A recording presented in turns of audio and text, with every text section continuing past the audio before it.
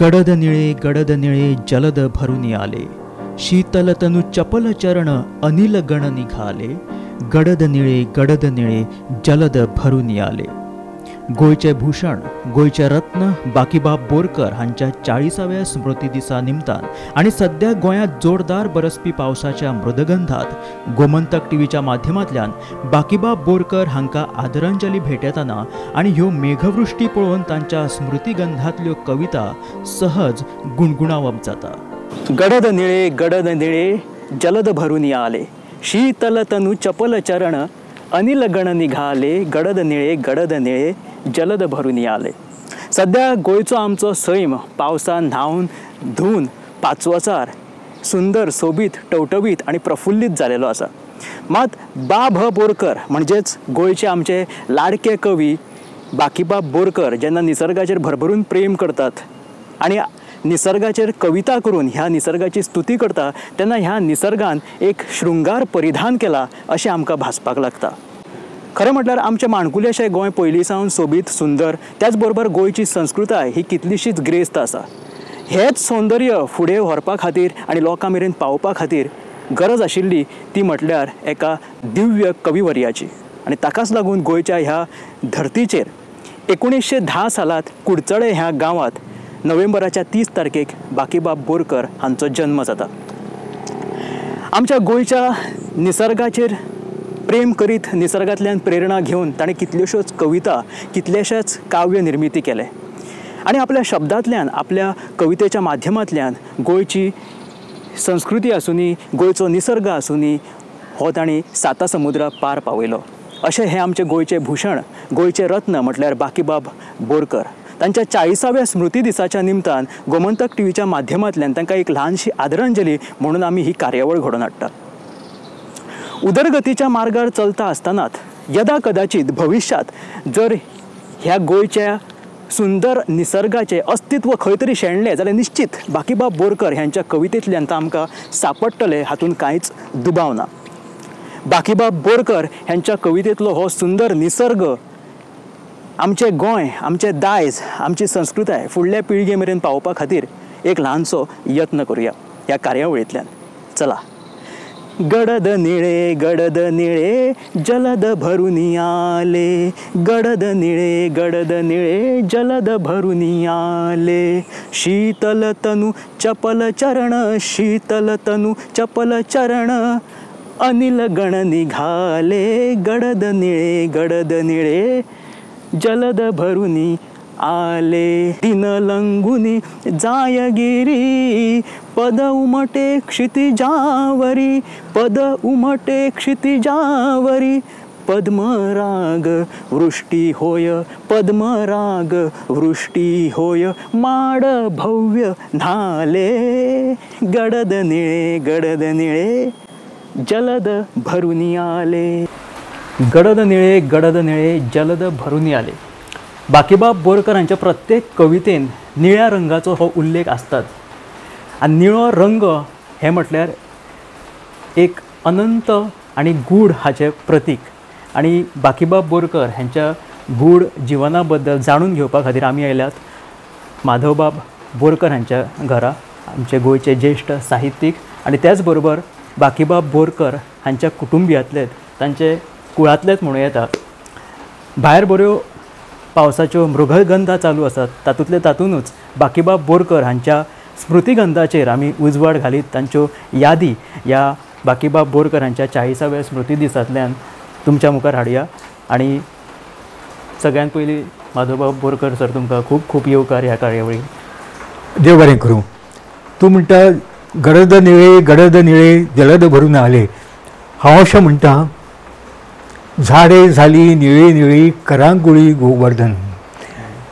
बाकीबाबाची ही एक अतिशय सुंदर कविता पावसाचेर आशिल्ली, पूण दुर्दैवान ते कविते कडेन आमच्या टिकाकाराची वा आमच्या रसिकांची व्हडलीशी नदर वचूना.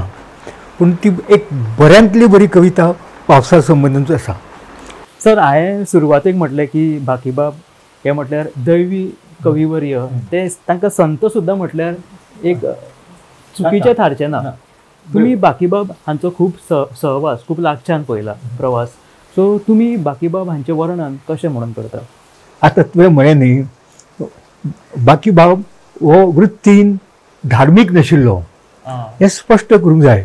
धार्मीक म्हणजे कशें, कर्मकांड बी तातूंत बाकीचो विश्वास, बाकीचो विश्वास नाशिल्लो. ते आस्तीक पूण ते वेगळ्या अर्थान आस्तीक. कर्मकांडान तांचो विश्वास ना. कवळ्यां गेलो जाल्यार ती देवता कितली सुंदर दिसता हाजेर लक्ष आसतलें. ते वचून पांय पडलो म्हणटा म्हाका कितें मेळटलें असलें अशें कांय नाशिल्लें. ताकाच लागून ताका कसलोच केन्ना भंय असो दिसलो ना. बाकीबाबाच्या घराण्यांत अभंग भजनाची परंपरा चालत आयली. एकदा ताणें अभंग बरयलो आनी स्वताचें नांव घातलें की म्हणे बाकी म्हणून. ते कित्याक लागून म्हणून? ते कितें आशिल्लें, तेन्ना तो भुरगो 8-9-10 वर्सांचो, ताका काही कल्पना नाशिल्ली कितें म्हणटा ते कित्याक तुका म्हणी कित्याक म्हणटा, नामा म्हणे कित्याक म्हणटा हें ताका काही खबर ना. ताका कितें दिसलें की अभंग बरयतना आपलें नांव थंय घालूंक जाय. तातूंतल्यान ताणें तें बाकी म्हणे अशें म्हळें. पूण मागीर आजयेन ताका दरारो दिलो की तूं, आजयेन कितें सांगलें, तूं व्हडलो चलो, तुवें संत जावंक जायना, अभंग तुवें बरोवंक जायना. कित्याक ताच्या फाटल्यान एक कारण आशिल्लें की ताचो आजो पळय आशिल्लो तो असो धार्मीक वृत्तीन, आनी मागीर तातूंतल्यान तो एके कडेन गेल्ले कडेन तो पडलो आनी मेलो उदकान. म्हणजे उक्त्या बांयत रातचो कळनासतना पडलो आनी मेलो. ताका लागून म्हणजे देवकार्य भजन वारी अशें एका वस्ती आजो तांचो. ताका लागून आज एक संत बी म्हणटकीर तिका आवडनाशिल्लें. तिका दिसतालें की हो अशेंच करतलो काय म्हणून ताणें तिणें सांगलें ना. पण फुडें कितें जालें, मात ताच्या लक्षांत येयलें आपूण कविता तर करीन दिसता, कविता वेगळी आनी अभंग वेगळे. हे ताणें स्वताक समजायलो. पुण्याय मेळ्ळी. ताची आस्तिकता खंय दिसता की 18व्या वर्साची ताणें ती कविता बरयली, अनंता तुला कोण पाहू शके.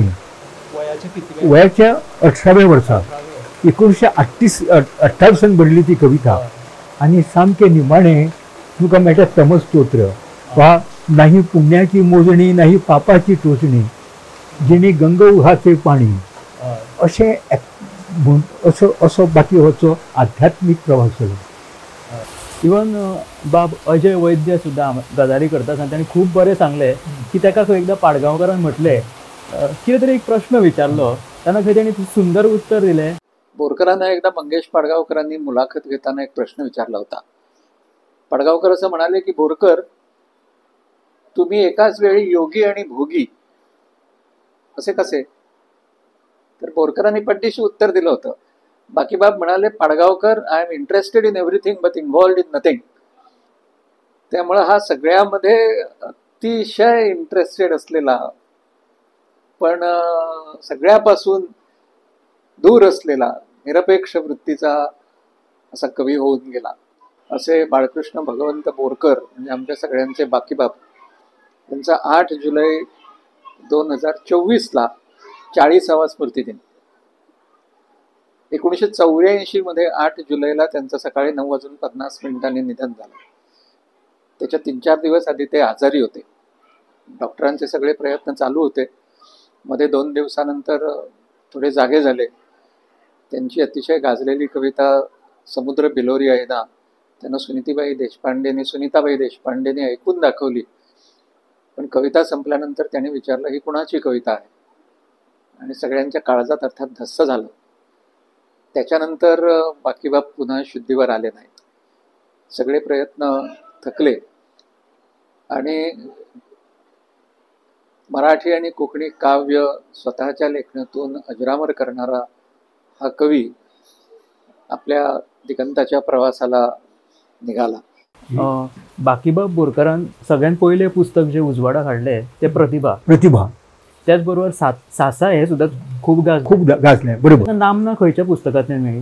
ताका अमुकूच अशें म्हणून नजर अमुक एक पुस्तकाक लागून ताका ताची 5 जाणां ही कविता अजरावर आज खंयूय जर गेलो बाकीबाब म्हणजे पायजणां इतली त्या कवितेन एक एक एक लोकप्रियता म्हणटा ती त्या कवितेक लागून ताका बाकीबाब आनी तो वाचपाक इतली सुंदर.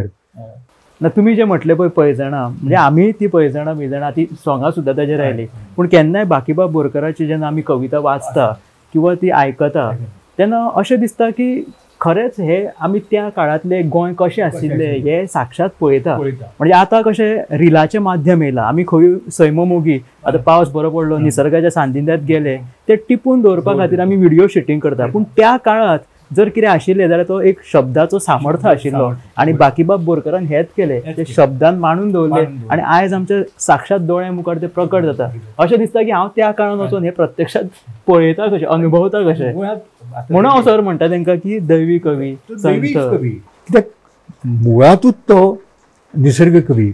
आनी तुमी बोरये पळयला आसत तांचें घर मातशें मुखार वचत जाल्यार थंय तुका बोरयेचो पूल दिसता.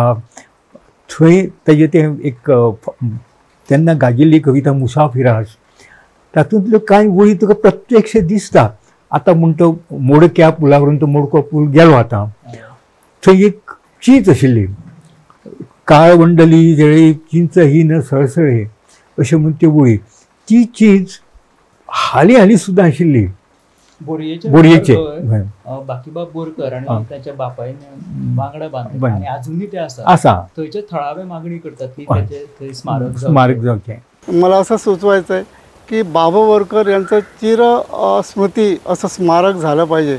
आणि इतर महाराष्ट्रात आपण बघतो मोठ्या मोठ्या लेखकांची घराची स्मारकं केलेली आहे त्याचप्रमाणे त्यांच्या घराचं सुद्धा स्मारक हे झालं पाहिजे. आणि बाबा बोरकर यांच्या प्रेरणेनं सगळ्यांनी प्रोत्साहन घेऊन पुढे लिखाण केलं पाहिजे असं मला वाटतं. पूण तें कितें आसा ताका अडचणी खूब आहा कित्याक ते बाकी एकल्याचें न्ही ताका कितलेशेच कितें म्हणटा आतांच्या भाशेन स्टेक होल्डर्स पूण आसूं पूण सगळ्यांत म्हत्वाचें तूं सांगता बाकी स्वता कितें म्हणा आपलें स्मारक म्हणटा तें तुमकां आपलें स्मारक खरें म्हणजे आपली कविता आपली कविता जो पर्यंत उरतली अजरामर तेंच आपलें स्मारक खरें हेच खरें लोकांच्या मनात ते पिळग्यान पिळगी उरतले तीच खरी पावती. आतां महाराष्ट्रात पळय कोण साहित्यीक आसूं नाटककार आसूं रंगकर्मी आसूं तांकां सलाखोपर बसयतात रस्त्यांचेर चौकांचेर तेंचे नांवां आसता चौकांक नांवां दितात. आणि बाबा बोरकर जाल्यार महाराष्ट्रांतले म्हणजे महाराष्ट्रात कवी संमेलन जर आसात जाल्यार बाबा बोरकरांच्या कविता शिवाय थंय पानूच हालना. नाटक आसूं सिनेमा आसूं मालिका आसूं थंय जर बाबा बोरकरांच्या कविताचो स्पर्श ना जाल्यार ते अपूर्णता येता त्यांच्या साहित्याक मराठी साहित्याक. हे आमचो खरो गोंयचो अभिमान रत्न उदयबाब भेंब्रे हाणें एक तांचो प्रसंग सांगलो. साहित्य अकादमीन जेन्ना कोंकणीक मान्यताय दिली तेन्ना कोंकणीचे पयले प्रतिनिधी म्हणून बाकीबाब बोरकारांची नेमणूक जाली. तांकां 5 वर्सांतले कार्यकाळांतली 3 वर्सां मेळ्ळी कित्याक 2 सोंपिल्ली. 3 वर्सां सोंपतकच बाकीबाबान एक दीस आमकां सगळ्यांक जमयलें आनी सांगलें की थंय जे तरेचो मनीस जाय त्या तरेचो मनीस आपूण न्हय म्हणून आनी ताका लागून आपूण आनीक एक टर्म मेळटालें तांकां पूण तें टर्म आपल्याक नाका. तेन्ना थंय एक कोणूय प्रोफेसर असो मनीस जाय आनी म्हणून थंय डॉक्टर मनोहरराय सरदेसाय हांकां धाडचो म्हणून. आनी ताणें साहित्य अकादमी कळयलें तें आपल्याक फुडलें टर्म नाका आनी थंय आपूण डॉक्टर मनोहरराय सरदेसाय हांचें नांव सुचयता आनी त्या प्रमाणे जालें. आतां हो मोठो त्याग म्हणूंक जाय एका नदरेन कित्याक साहित्य अकादमीचो एक्झिक्युटीव बोर्डाचो वांगडी आसप आनी त्याच बरोबर कोंकणी सल्लागार मंडळाचो निमंत्रक आसप हें एक व्हड पद साहित्याच्या मळार. पूण तें आपल्याक जमना आपलो टेम्परामेंट वेगळो आनी थंय योग्य मनीस पावचो हे खातीर तांणी तें टर्म नाका म्हणून सांगलें. हें नाका म्हणून सांगप जें आसा तें मनशाचें व्हडपण. जे मेळटालें ताका पूण जें ताणें सोडलें तें वडपण. दुसऱ्यो यादी ज्यो बाकी बाबाच्यो आसात त्यो अश्यो की आकाशवाणी वेल्यान निवृत्त जातकच ते बोरये आपल्या घरांत रावंक आयले. तांचे कडेन वाहन नाशिल्लें, पिराय जाल्ली. आनीक आमच्यो त्या वेळा वयल्यो संस्था आनी कार्यकर्ते अशे की